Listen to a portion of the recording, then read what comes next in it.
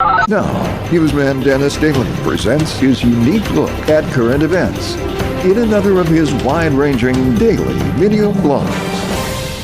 Hi, and thanks again, everybody. You know, I was thinking today about how lucky I am to not have a car.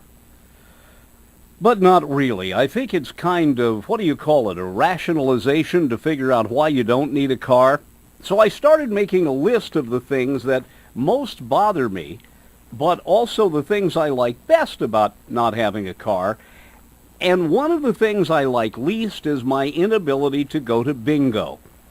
Now, for the last dozen years, I've been writing a column every month called Bob on Bingo, voiced by my old friend Bob Whitmore. Say, have you been holding on to my checks? But anyway, so I used to go to bingo a lot, and when I lived in Vegas, I went every night.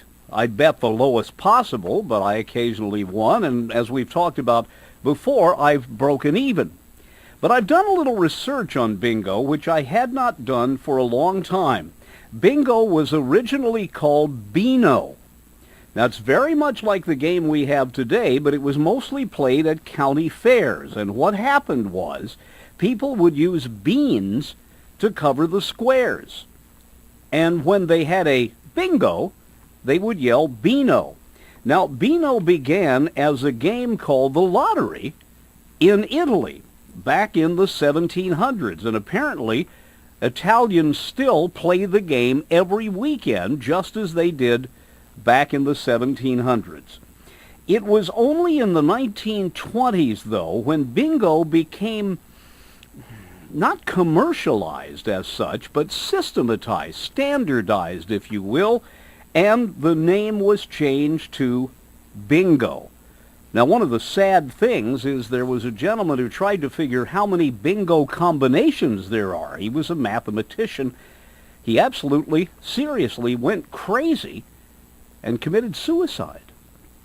It was, they say, in 1934 that when a Catholic priest in Pennsylvania figured out he could use bingo as a fundraiser, that suddenly churches, social groups, nonprofit organizations started playing bingo. By the 30s, it was estimated that there were 10,000 bingo games being played weekly. Right now, bingo amounts to sales of $100 million. $100 million, a year. I would have thought a week in the United States. It is a week. You misread it. I'm Dennis Daly with your daily news update.